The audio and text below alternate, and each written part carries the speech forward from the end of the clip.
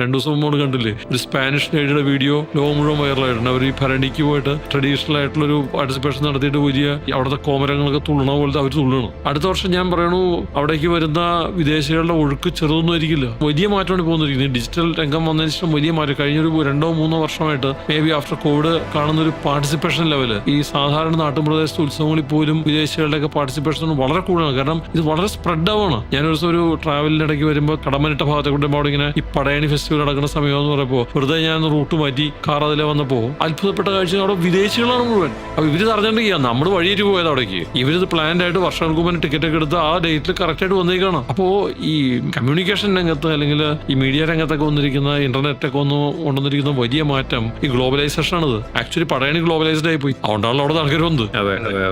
ഞാൻ പറഞ്ഞു വരുന്നത്, അപ്പൊ ഇതേപോലത്തെ ട്രഡീഷണൽ ഫെസ്റ്റിവലുകൾക്കും വളരെ ഇമ്പോർട്ടൻസ് കിട്ടുന്ന ഒരു സമയത്ത് കൊച്ചി പോലുള്ള സ്ഥലങ്ങളിൽ പുതിയ സാധനങ്ങൾ ഡെവലപ്പ് ചെയ്തിരുന്നു.